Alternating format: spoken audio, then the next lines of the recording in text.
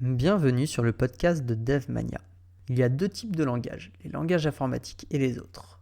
Non, plus sérieusement, en informatique, il y a les langages compilés et les langages interprétés. Je vais commencer par vous présenter les langages compilés.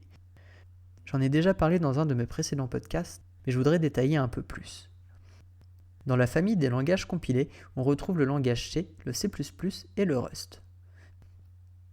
Bizarrement, ces langages sont assez difficiles pour les gens. Le C et le C++ pour la gestion manuelle de la mémoire, et le Rust pour sa courbe d'apprentissage et son changement de paradigme au niveau de la gestion de la mémoire.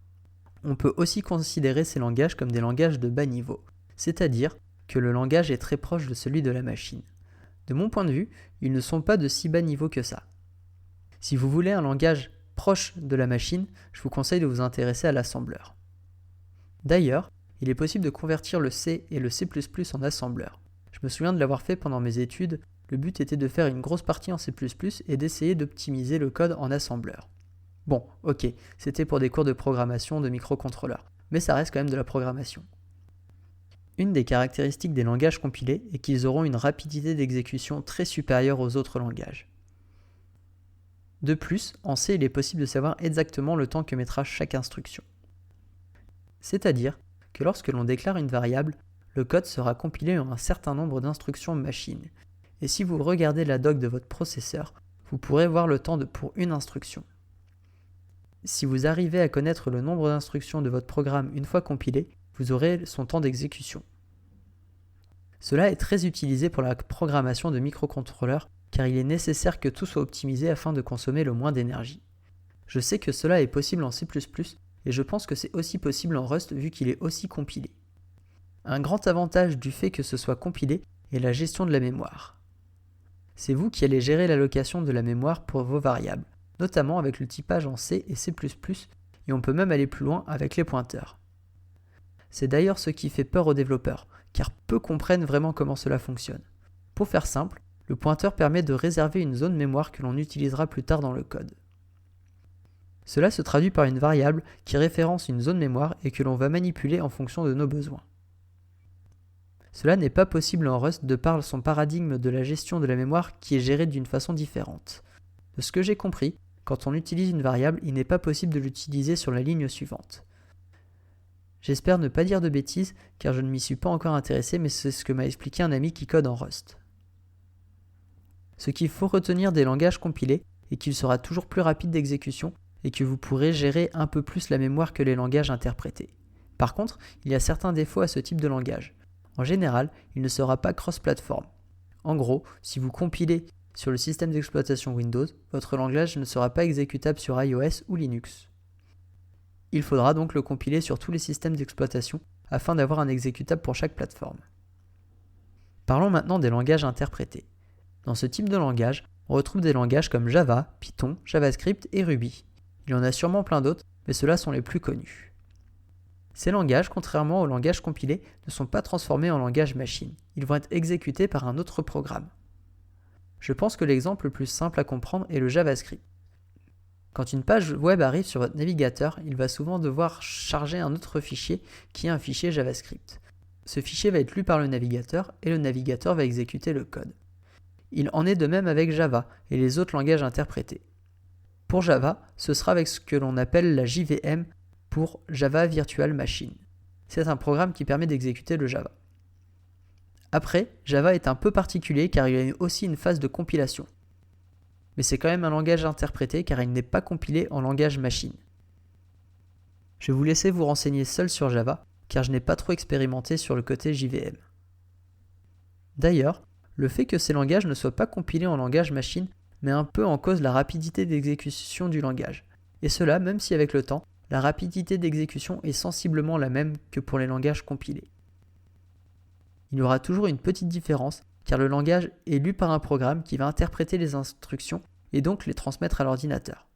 Sachez que la plupart des interpréteurs sont développés en C de par sa rapidité d'exécution. Si ce n'est pas le cas, ce sera avec un autre langage compilé. Je peux prendre pour exemple le navigateur Firefox qui est développé en Rust et celui-ci interprète le JavaScript. D'ailleurs, c'est une des choses qui engendre les problèmes de compatibilité entre les navigateurs. car Google Chrome lui est développé en C et a sa façon d'interpréter le JavaScript, tout comme Firefox exécute le JavaScript d'une autre façon. Je ne vais pas parler de Internet Explorer qui pour Edge se base maintenant sur les technologies de Google, pour information les mêmes bases que Chromium. Une chose pour laquelle vous devez faire attention est de bien choisir votre langage en fonction de votre cible, surtout si c'est un langage interprété. Car il se peut que la plateforme que vous ciblez n'ait pas d'interpréteur pour votre langage. Je peux vous donner comme exemple les consoles de jeux qui n'exécutent pas le Java et préfèrent les langages compilés. Tout ça parce que Java est un langage propriétaire et donc vous allez devoir passer par Oracle pour télécharger votre environnement de dev. Mais sachez que vous pouvez aussi avoir un environnement open source pour développer en Java. Et cela grâce aux acteurs des environnements Linux. Bon, ça ne vous permettra pas non plus de développer sur une console. Un des problèmes des langages interprétés est de connaître le temps d'exécution. Sachant que c'est un programme qui va l'interpréter, il sera difficile de connaître le nombre d'instructions machine. De plus, vous n'aurez pas la main sur la gestion de la mémoire. Il y aura ce que l'on appelle un garbage collector, donc un collecteur de poubelles. Il regardera toutes les variables que vous n'utilisez pas et les libérera. Cela est bien dans le sens où on n'a pas besoin de réfléchir. Par contre, en termes de performance, cela est moins bien, car vous ne saurez pas quand il va se mettre en route et à partir de quand vous aurez un peu plus de place pour stocker d'autres variables. Je vais vous parler d'un autre type de langage, même si pour moi c'est un mélange entre un framework et un langage.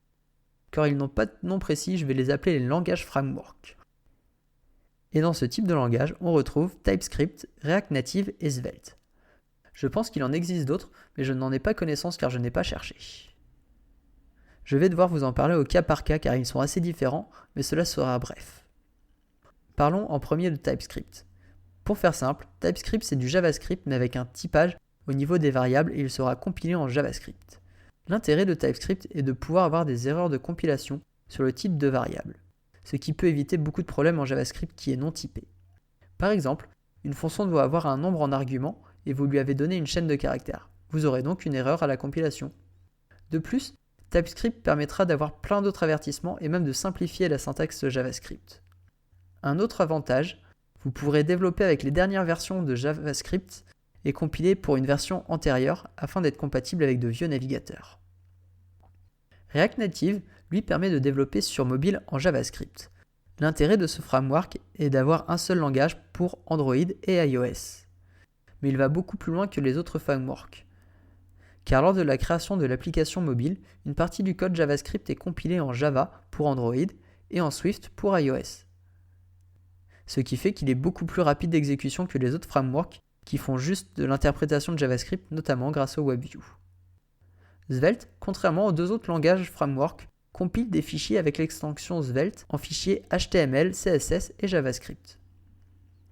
Les fichiers avec l'extension Svelte contiennent du JavaScript, HTML et CSS. L'intérêt de Svelte est de simplifier le code et donc d'écrire le moins possible de JavaScript. Pourquoi ? Parce que moins il y a de code et moins il y aura de bugs. De plus, Svelte, grâce à la compilation, a réussi à faire en sorte que la manipulation du DOM soit beaucoup plus performant et donc que ce soit plus rapide par rapport au framework qui utilise un virtual DOM comme React.js. Si cela ne vous parle pas et que vous voulez ou faites du développement web, je vous encourage à vous documenter dessus car c'est quand même la base du web. Pour simplifier au maximum, le DOM est la partie du navigateur qui permet au JavaScript d'interagir avec le HTML. Même après ces explications, je ne sais pas trop où placer ces technologies, car c'est à la fois un langage pour les changements de syntaxe de JavaScript, ainsi qu'une compilation en une autre chose, et en même temps un framework car il ajoute des fonctionnalités au langage JavaScript. Peut-être que vous saurez répondre à ma place, et dans ce cas-là, je vous laisse réfléchir. Ce podcast arrive à sa fin. Vous pouvez trouver l'intégralité de mes podcasts sur iTunes, YouTube et mon site dev-mania.fr. N'hésitez pas à vous abonner ou à donner votre appréciation, surtout si ce que je fais vous plaît. Cela aidera vraiment à faire connaître ce podcast. Merci et à bientôt dans un autre podcast.